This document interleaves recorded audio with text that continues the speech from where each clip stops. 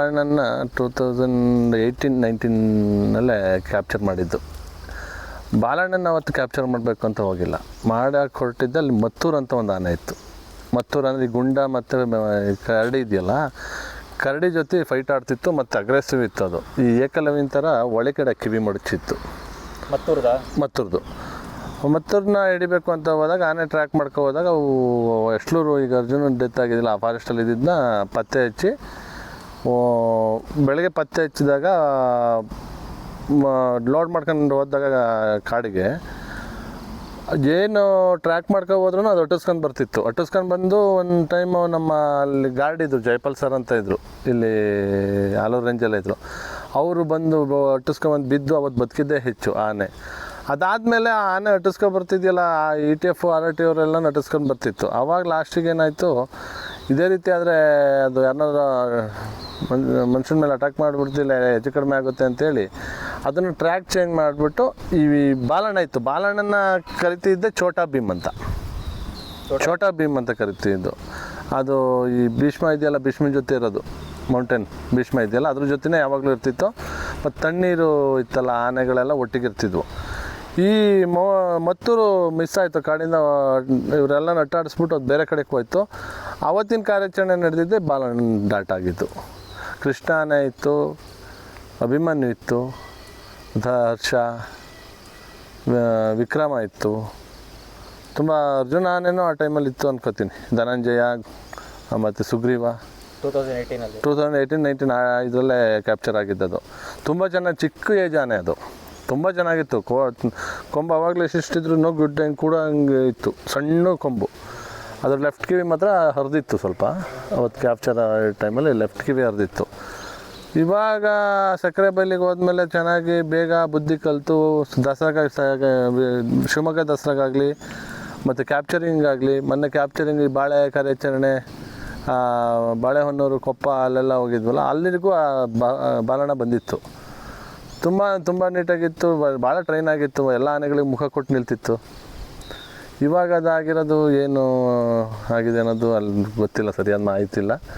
But ತುಂಬ ಕಿವಿಯೇನು ಸರಿಯಾಗಿ ಇದಾಗಿಲ್ಲ, full ಕೊಳೆತು ಕೆಳಗೆ ಬಿದ್ದಿದೆ. ಅದು ಮತ್ತೆ ಸರಿಯಾಗಲ್ಲ. ಬೇಕಾದ್ರೆ ವಾಸಿ ಆದ ರಿಯಾಕ್ಷನ್ ಆಗಿದೆ ಅಂತಾರೆ, ಎಷ್ಟು ಸರಿ ಎಷ್ಟು ಸುಳ್ಳು ಗೊತ್ತಿಲ್ಲ.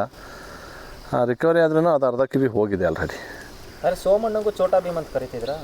ಸೋಮಣ್ಣಗೆ ಛೋಟಾ ಭೀಮ್ ಅಂತ ಕರಿತಿಲ್ಲ, ಇದು ಕಾಡಲ್ಲಿದ್ದಾಗ ಛೋಟಾ ಭೀಮ್ ಅಂತ ಕರಿತಿದ್ರು.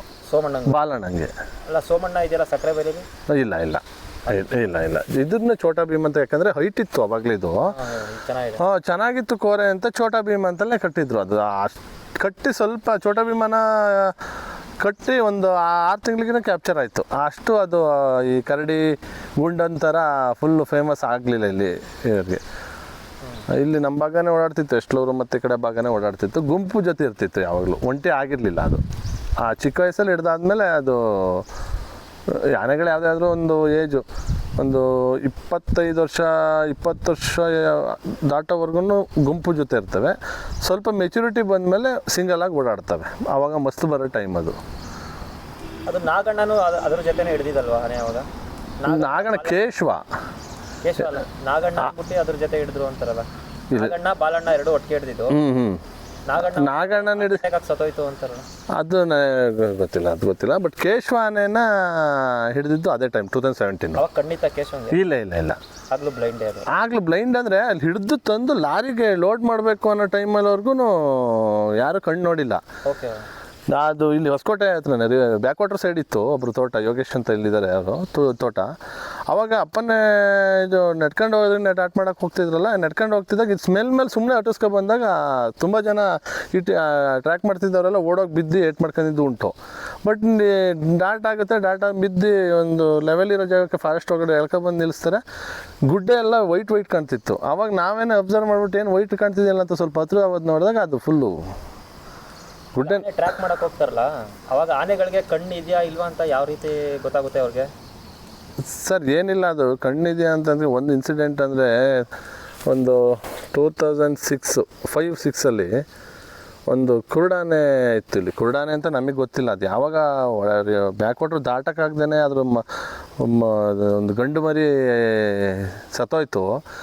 ಅದು ಹಿಂಡು ಎಲ್ಲ ಗುಂಪುಗಳ ಜೊತೆ ಬರೋದು ಬಂದ್ಬಿಟ್ಟು ಬೆಳಗಿನ ಜಾವ ದಾಟ್ ಆಚೆಗೆ ಹೋಗ್ಬೇಕಾದ್ರೆ ಇಲ್ಲೆಲ್ಲ ಮೇವೆಲ್ಲ ತಿಂದು ದಾಟ್ ಆಚೆಗೆ ಹೋಗ್ಬೇಕಾದ್ರೆ ಕೂರ್ಗ್ ಸೈಡಿಗೆ ಈ ಆನೆಗೆ ಡೈರೆಕ್ಷನ್ ಗೊತ್ತಾಗ್ದಲ್ಲೇ ತೋಟಗಳಲ್ಲೇ ಉಳ್ಕೊಬಿಡೋದು. ನಾವು ಹೋಗಿ ಆನೆ ಇದೆಯಲ್ಲ ಅಂತ ಹುಚ್ಚಲ್ವ ನಮಗೂ, ಹುಡುಗರಲ್ಲ ಚಿಕ್ಕ ಹುಡುಗರಲ್ಲ ಹೋಗಿ ನೋಡಬೇಕಾದ್ರೆ ಇದು ಸ್ಮೆಲ್ ಮೇಲೆ ಬಂದು ಮರಕ್ಕೆ ಡ್ಯಾಶ್ ಹೊಡ್ಕೊಳ್ತಿತ್ತು. ಆಮೇಲೆ ಯಾವುದೇ ಕಣ್ಣಿಲ್ದ ಅನ್ನೋದು ಆನೆಗಳು ಈ ಗುಡ್ಡೆಗಳು ದಪ್ಪ ಒಂಥರ ಒಳಕ್ಕೆ ಹೋದಂಗೆ ಕಾಣುತ್ತೆ. ಅದೇ ಆನೆಗಳು ಕಣ್ಣಿಗೆ ಮಿಟುಕ್ಸ್ತಾ ಇರೋದಾಗಲಿ ಇದಾಗಲಿ ಚೆನ್ನಾಗಿ ಗೊತ್ತಾಗುತ್ತೆ. ಈ ಆನೆದು ಫುಲ್ಲು ಗುಡ್ಡೆ ದಪ್ಪ ಆಗಿತ್ತು, ಡ್ಯಾಶ್ ಹೊಡ್ಕೊಂಡು. ಆಮೇಲೆ ಅಪ್ಪಂಗೆ ಹಿಂಗೆ ಹೇಳ್ದೆ, ಹಿಂಗೆ ಕಣ್ಣಿಲ್ವಲ್ಲ ಇಲ್ಲ ಅನ್ಸುತ್ತೆ, ಹಿಂಗೆ ಆನೆ ಕಣ್ಣಿಲ್ಲ ಅಂದರೆ ಹೆಂಗೆ ಸಾಧ್ಯ, ನೋಡ್ತೀನಿ ಬಿಡು ಅಂತೇಳಿ ಬಂದು ಒಂದು 4 ಗಂಟೆ ಹಂಗೆ ಹೋಗಿ ನೋಡಿದಾಗ ಈ ಫುಲ್ಲು ದೂತ ಥರ ಆಗಿತ್ತು. ಅದನ್ನು ಇಮಿಡಿಯೇಟ್ಲಿ ಅದನ್ನು ಹಿಂಗೆ ಕಣ್ಣಿಲ್ಲ ಅಂತ ಹೇಳಿ ಅದ್ರದ್ದು ಬಾಬಾ ಒಂದು ಸ್ಟೋರಿ ಅಂದರೆ ಅದು ಯಾವಾಗ ಕುರುಡಾನೆ ಅಂತ ನಮಗೆ ಗೊತ್ತಾಗ್ದಂಗೆ ಒಂದು 5-6 ವರ್ಷ ಇತ್ತು. ಅದ್ರ ಮರಿ ಅದನ್ನು ಕರ್ಕೊಹೋಗೋದು, ಜಾಡಲ್ಲೇ ಕರ್ಕೊಬರೋದಾಗ್ತಿತ್ತು.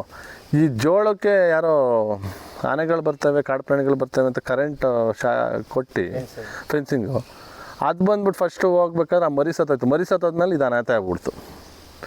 ಅನಾಥ ಆದಮೇಲೆ ಇಮಿಡಿಯೇಟ್ಲಿ ಆಗ ಡಾಕ್ಟ್ರು ನಾಗರಾಜ್ ಸರ್ ಮತ್ತು ಉಮಾಶಂಕರ್ ಸರ್ ಎಲ್ಲ ಇದ್ದರು, ಚಟೆಯಪ್ಪ ಸರ್ ಇದ್ದರು.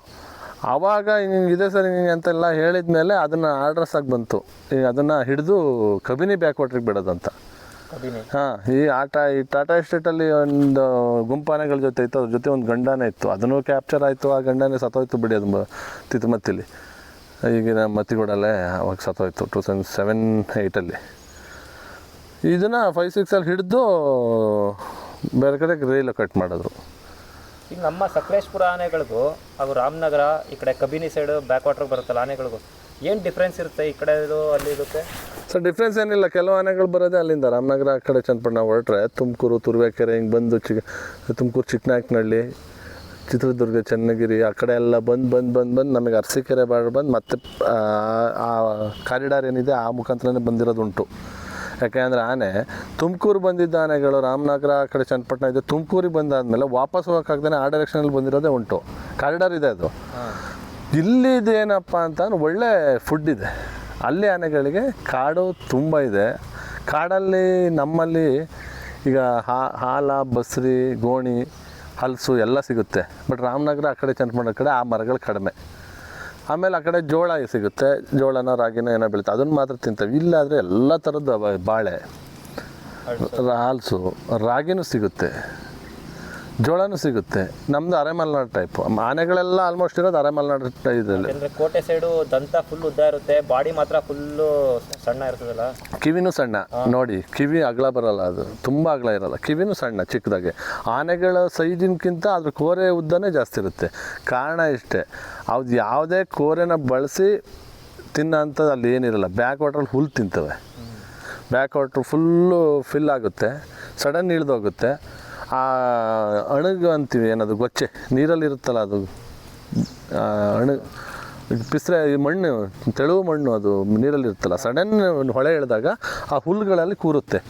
ಈ ಆನೆಗಳಾಗಲಿ ಈ ದನಗಳಾಗಲಿ ಅವನ್ನೆಲ್ಲ ತಿಂದಾಗ ಏನಾಗುತ್ತೆ, ಲಿವರ್ದು ಇದು ಲಿವರ್ ಆಗಲಿ ಶ್ವಾಸಕೋಶ ಆಗಲಿ ಬ್ಯಾಕ್ಟೀರಿಯಾಗಳಿಂದ ತಿಂತಾ ಹೋಗುತ್ತೆ ಸಣ್ಣದಾಗಿ. ಹಾಗಾಗಿ ಆನೆಗಳು ಫುಲ್ಲು ಬಡಕಲಾಗಿರ್ತವೆ. ನಮ್ಮ ಕಡೆ ಆದರೆ ಒಣಹುಲ್ಲೇ ತಿನ್ನಲ್ಲ, ಬಿದ್ದರೆ ತಿನ್ನಲ್ಲ ಆನೆಗಳು. ಆನೆಗೆ ಬಿದ್ದರೂ ತಿನ್ನೋಕ್ಕೆ ಇಲ್ಲಿ ಅಷ್ಟೊಂದು ಇದೆಯಲ್ಲ, ತಿನ್ನಲ್ಲ. ಒಳ್ಳೆ ಫುಡ್ ಇದೆ. ಹಾಂ, ಒಳ್ಳೆ ಇದೆ, ಎಲ್ಲ ಇದೆ. ಹಾಗಾಗಿ ಆ ಕಡೆ ಆನೆಗಳು ಸ್ವಲ್ಪ ಬಡಕಲಾಗ್ತವೆ. ಮತ್ತು ಏಜ್ನ ಕಂಪ್ಲೀಟ್ ಆಡೋದೇ ಇಲ್ಲ ಅವು. 45-50 ವರ್ಷಕ್ಕೆ ಕಬಿನಿ ಬ್ಯಾಕ್ವಾಟ್ರಲ್ಲಿರೋ ಸೈಡಲ್ಲಿರೋ ಆನೆಗಳು ಫುಲ್ಲು ಸತ್ತೋಗ್ಬಿಡ್ತವೆ. ನೋಡಿ ಬೇಕಾದರೆ ಭೋಗೇಶ್ವರ ಅವೆಲ್ಲ ಇದೆಯಲ್ಲ, ಅವೆಲ್ಲ ಜೂನಿಯರ್ ಭೋಗೇಶ್ವರ ಆಗಿವೆ, ಅವರೆಲ್ಲ ತುಂಬ ದೈತ್ಯ ದಂತಗಳಿದ್ದಾವೆ. ಅವು ದಷ್ಟಪುಷ್ಟವಾಗಿರಲ್ಲ. ಅದೇ ಆ ಥರ ಒಂದು ಇಲ್ಲಿ ನಮಗೆ ಹೆಂಗೆ ಗೊತ್ತು ಅದು ಅಂತ ಅಂದರೆ, ನಮ್ಮಲ್ಲೂ ಬ್ಯಾಕ್ ವಾಟರ್ ಇರೋದ್ರಿಂದ ನಾವು ಬ್ಯಾಕ್ ವಾಟ್ರ್ ಸೈಡಲ್ಲಿ ಹುಲ್ಲನ್ನ ದನಗಳು ತಿಂದರೆ ಅವು ಜಾಸ್ತಿ ದಿನ ಬದುಕೋದೇ ಇಲ್ಲ. ಬೇಗ ಇದು ಬಂದು ಲಿವರ್ದು ಕಾಯಿಲೆ ಬಂದು, ಶ್ವಾಸಕೋಶದ ಕಾಯಿಲೆ ಬಂದು ಸತ್ತೋಗ್ಬಿಡ್ತವೆ. ಎಲ್ಲವೂ ಅದೇ ರೀತಿ ಫಾಲ್ಟ್ ಆಗುತ್ತೆ. ಈಗ ಇಲ್ಲಿ ನಿಮ್ಮ ಭಾಗದಲ್ಲಿ ವಿಕ್ರಾಂತ್ ಇಲ್ಲ, ಕರಡಿ ಇಲ್ಲ, ಅಡ್ಕ ಇಲ್ಲ.